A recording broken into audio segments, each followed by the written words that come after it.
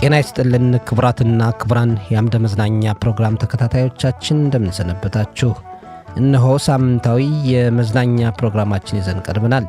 ዛሬም እንደተለመደው እናንተን እያዝናኑ ያስተምራሉ ብለን ያዘጋጀናቸውን የተለያዩ ጥንክሮች ከሙዚቃ ጋር በማዋዛት ወደ እናንተው እናደርሳለንና እስከ ፕሮግራማችን መጨረሻ ድረስ ቆይታችሁ አብሮን እንዲሆን እንጋብዛለን። ደስተኛ ሁኑ። ሁለት ነገሮችን በፍጥነት አስወግዱ፣ አለበለዚያ ሕይወታችሁን እያያችሁት ችግር ውስጥ ተከቱታላችሁ። ቀስ በቀስ ሰላማችሁን ታጣላችሁ። እያደረ ሐሳባችሁ ይቃወሳል፣ መረጋጋት ይሳናችኋል፣ ስክነት ታጣላችሁ፣ ሁነኛ የሕይወት አቅጣጫ ይጠፋባችኋል።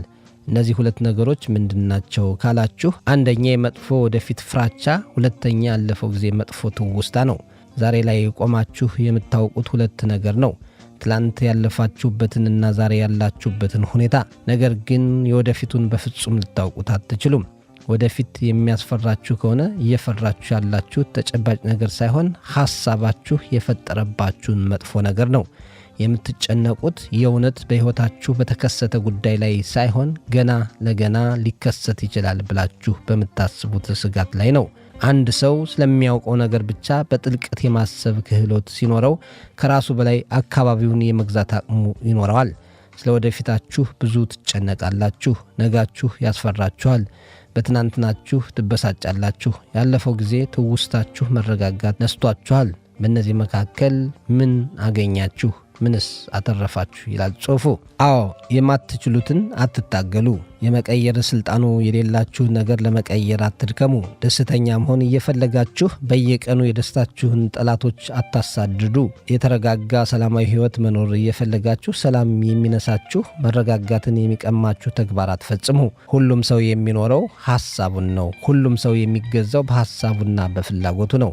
ሐሳባችሁ በፍርሃት የተከበበ፣ ስጋት ያለበት፣ ጭንቀት የተጫነው፣ መረጋጋት የራቀው፣ አዎንታዊነት የጎደለው፣ ተነሳሽነት የሌለው ከሆነ እንዴትም ደስተኛና ሰላማዊ ሕይወት ልትኖሩ አትችሉም። የወደፊታችሁን ስልጣን በእጃችሁ ነው። ዛሬያችሁን የማስተካከል አቅሙም ብርታቱም አላችሁ። ደስተኛ ሁኑ። የራሳችሁን የግል ዓለም ፍጠሩ። በማንም ሕይወት ውስጥ ጣልቃ አትግቡ። ትናንትናችሁን ለማስተካከል አትሞክሩ። ወደፊቱ ሐሳብ ማዕበልም አትዋጡ። ልኩን ያወቀ ሰው ደስታው በእጁ ነው።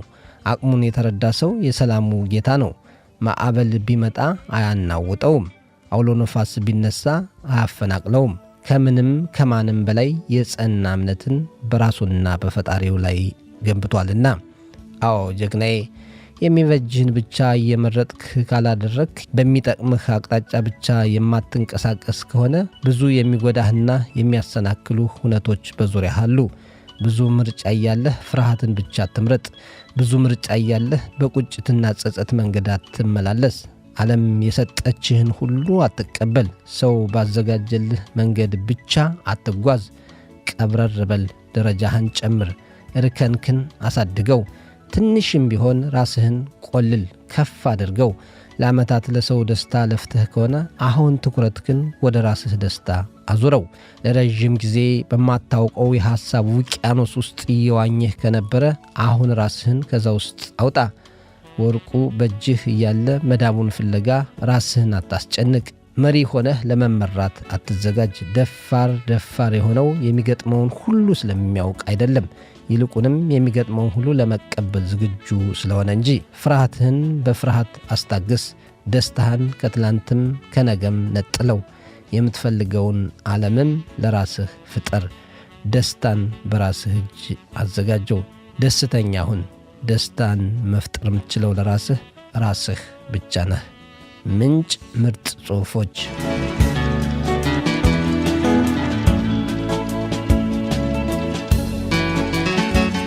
ዓለም ግራ አጋቢ፣ ለነፍሱ ሳይተጋ በሥጋም ሳይደላው ስንቱን ሞት ባቋራጭ እንደከፋው ጠራው። ዓለም ግራ አጋቢ፣ የግፍ ድግስ ደጋሽ፣ ስንቱን ምስኪን ድሃ አስከፍተሽ ሸኘሽ። ነፍሱን አላዳነ ወይ ሥጋው አልሳቀ፣ ሞት አጣድፎ ጠራው እንደተሳቀቀ። ከምድር ከሰማዩ አንዱንም ሳያተርፍ እንዴት ሕይወት ከንቱ በቁዘማ ትለፍ። አንተ ዘመን ክፉ፣ አንተ ዘመን ጨካኝ፣ ለሥጋም ለነፍስም በሚዛን አትዳኝ። ገጣሚ ስንታየው ሀብታሙ።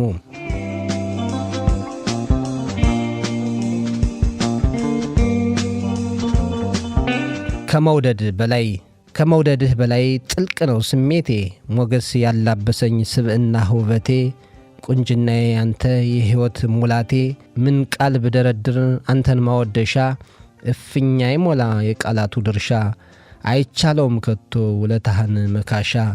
ጥበብ ነህ ተፈቃሪ ሲቀምሱህ ፍቅርን ቸሪ፣ ሲኖሩህ ብርሃንን አብሳሪ፣ ፍሳህ ነህ ተስፈኛ እምቡጥ እሸት የምታፋፋ፣ መኖርህ ነው ምኞቴ የምሻህ ድሎቴ፣ ቁልምጫህ ናፍቆቴ የምወድህ ቅብጠቴ፣ በመዓዛህ ያወድከኝ ፍቅርን ያበሰርከኝ፣ ሳልኳል ለተዋብኩበት መድመቂያ ለሆነኝ፣ መመኪያ ሆኖኝ ደርሶ ላጀገነኝ፣ ለልብህ ማረፊያ ለንግስናህ ዙፋን፣ ነጋሪት ጎስመህ ተቀበለው ልቤን፣ ነጋሪት ጎስመህ ተቀበለው ልቤን።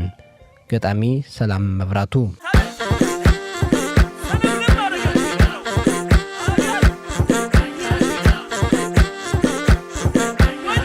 አድማጮቻችን ፕሮግራማችን ይቀጥላል። አሁንም ቆይታችሁ አብሮን ይሁን።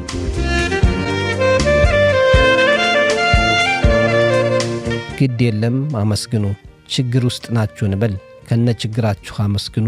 ፈተና ገጥሟችኋል፣ ከነ ፈተናችሁ አመስግኑ።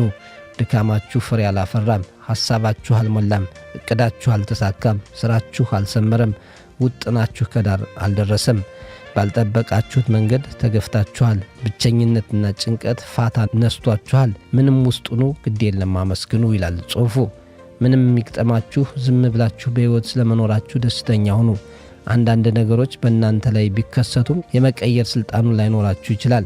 አንዳንድ ሁነቶች መሆን ስላለባቸው ብቻ ሊሆኑባችሁ ይችላሉ። ነገር ግን ሁሉም ነገር አላፊ ነው። ከየትኛውም ችግር የከፋ ችግር አለ። ከማንኛውም ሕመም የሚበልጥ ሌላ ሕመም አለ። እነዛ በብዙ ችግር መሃል ሆነው እነዛ ጣብቂኝ ውስጥ ሆነው እንኳን ተመስገን የምትለውን ቃል ያልዘነጉ፣ ካጡት በላይ ያገኙትን የሚቆጥሩ፣ በፍቃዳቸው በተስፋ የሚሞሉ፣ መርጠው ፈጣሪን የሚያመሰግኑ ሰዎች ከማንም በተሻለ ሕይወትን ቀለል አድርገውና ተደስተው ይኖራሉ። የአሁን ሁኔታችሁን እያማረራችሁ የባሰውን አትጥሩ። በአሁኑ ከባድ ሁነት እየተበሳጫችሁ የበለጠውን አትሳቡ። አዎ ግድ የለም አመስግኑ። ግድ የለም ባላችሁ ተደሰቱ። ግድ የለም በትንሹም በትልቁም አታማሩ። ባላችሁ ነገር ለማመስገን ቅጣት እስኪመጣባችሁ አትጠብቁ። የሰው ልጅ ምንም የሚወዳደርበት ነገር ቢጠፋ እንኳን በችግሩ መወዳደር የለበትም፣ በሕመም መነጻጸር የለበትም። ባላችሁ ለማመስገን የግድ እናንተ ያላችሁ ነገር ሌላው የሌለው ነገር መሆን የለበትም። በዚህ ሰዓት ሌላ ቦታ መሆን እንደነበረባችሁ እያሰባችሁ የምትጨነቁ ሆነ ቆም በሉ። አሁን የምትኖሩት ኑሮ የማይገባችሁ እንደሆነ እያሰባችሁ ከራሳችሁ ጋር የምትሟገቱ ከሆነ ቆም በሉ። አሁን አብሯችሁ ያለው ሰው እንደማይመጥናችሁ እያሰባችሁ እርሱን ለመውቀስ የምትሞክሩ ከሆነ አሁንም ቆም በሉ። የበዛው ሐሳብና ጭንቀታችሁ መቼም ነፃ አወጣችሁም። ይልቅ በቅድሚያ የሚያስጨንቃችሁ ነገር ላይ ያላችሁን ሥልጣን መርምራችሁ ወቁ። ከእናንተ የሚጠበቀው ሁሉ ስለማድረጋችሁ በቅድሚያ እርግጠኛ ሁኑ። አዎ ምስጋናም ሆነ ማማረር የምርጫ ጉዳይ ነው። ማንም እንድታመሰግን አያስገድድህም። ማንም ካላማረርክ ብሎ እጅህን አይጠመዝዝህም። ሁለቱም አማራጭ በእጅህ ነው። ማንም ሰው ቢታመም ራሱ መድኃኒቱን ፈልጎ ካልዋጠ ሊድን አይችልም። በብሶትና በምሬት የቆሰለ አንጀትም እንዲሁ መድኃኒቱ ምስጋና ብቻ ነው። ካንተ ቁጥጥር ውጭ በሆነ ነገር ራስህን አታማር። ዋናው በሕይወት የመኖር ሥልጣን ተሰጥቶ በትርፍ ነገር ውስጥህን አታውክ። ቢሆንለት ማንም ሳቅና ደስታን አይጠላም። ቢሳካለት ማንም ምስጋናና ውዳሴ የሚረብሸው የለም። ነገር ግን የምታመሰግነው ሲሆንልህ ብቻ አይደለም፣ የምትደሰተው ሲሳካልህም ብቻ አይደለም። አንተ የማታውቀው የከፋ ነገር በትንሽ ሐዘን ሲያልፍልህ ማመስገን ይኖርብሃል። ለቀጣይ ስኬት የሚያመቻችህ የአሁን ማጣትና ውድቀት ሲገጥምህ መደሰት ይኖርብሃል። ለጭንቀትና ሐዘን ምክንያት ከምትፈልግ ለደስታና መረጋጋት ምክንያት ፈልግ። የሚያማርሩና የሚያበሳጩ ክስተቶችን ከምትቆጥር የሚያመሰግኑና የሚያስወድሱ በረከቶችን ቁጥር። አመስግን፣ ያለህን ተመስገን በል። ምንጭ ከምርጦች ማኅደር። የተከበራችሁ አድማጮቻችን ከዚህ ቀጥለን ለጠቅላላ እውቀት የሚያግዙ መረጃዎችን እናቀርባለን። በአሁኑ ወቅት የዓለም ሕዝብ ከ8 ቢሊዮን 300 ሚሊዮን በላይ ነው። በዓለም ብዙ ሕዝብ የሚኖርባቸው 10 ሀገራት ደግሞ የመጀመሪያዋ ህንድ ናት። ህንድ 1 ቢሊዮን 463 ሚሊዮን ሕዝብ ይኖርባታል። ሁለተኛዋ ቻይና ናት። ቻይና 1 ቢሊዮን 416 ሚሊዮን ሕዝብ ይኖርባታል። ሶስተኛዋ ዩኤስ አሜሪካ ናት። አሜሪካ 347 ሚሊዮን ሕዝብ ይኖርባታል። አራተኛዋ ኢንዶኔዥያ ስትሆን ኢንዶኔዥያ 285 ሚሊዮን ሕዝብ ይኖርባታል። አምስተኛዋ ፓኪስታን ናት። ፓኪስታን 255 ሚሊዮን ሕዝብ ይኖርባታል። ስድስተኛዋ ናይጄሪያ ናት። ናይጄሪያ 237 ሚሊዮን ሕዝብ ይኖርባታል። ሰባተኛዋ ብራዚል ናት። ብራዚል 212 ሚሊዮን ሕዝብ ይኖርባታል። ስምንተኛዋ ባንግላዴሽ ነች። ባንግላዴሽ 175 ሚሊዮን ሕዝብ ይኖርባታል። ዘጠነኛዋ ሩሲያ ናት። ሩሲያ 144 ሚሊዮን ሕዝብ ይኖርባታል። አስረኛዋ ኢትዮጵያ ናት። ኢትዮጵያ 135 ሚሊዮን ሕዝብ ይኖርባታል ተብሏል። ውሸት ነው ፍቅሬ አንዳንድ ጊዜ አመሌን የማጣው በንጹህ ጨዋታሽ የምነጫነጨው በጥርስሽ ብርሃን ፊቴን የማጠቁረው ምነው ሆዴ ስትይ በወድሽ የምለው እውነት እንዳይመስልሽ አይደለም ውሸት ነው።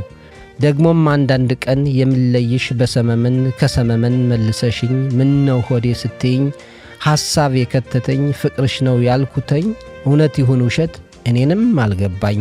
ሌላም በሌላ ቀን አዱኛ ሲተርፈን መልካሙ ሲቀርበን ፍቅርን በልተን ፍቅርን ሰርተን እንዳበቃን ታፈቅረኛለህ ስትይኝ ከኔ በላይ ያልኩትኝ በእውኔ አይሆንም በሕልሜ መሰለኝ።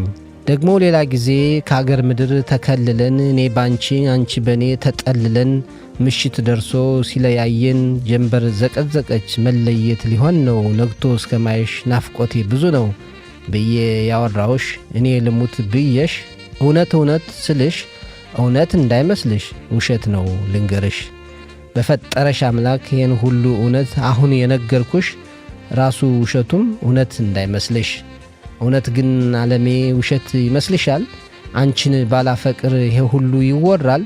ውሸቴን ነው ተብሎስ ከወደዱት ሌላ ለጠላት ይጻፋል? እውነቱን ልንገርሽ ሊጻፍም ይችላል። እውነቴን ነው ብሎ ማታለል ይቀላል። እኔ ግን እውነቴን ነው ስልሽ እውነት እንዳይመስልሽ ውሸት እንዳይመስልሽ። ድርሰት በገጣሚና ደራሲ ኤፍሬም ስዩም።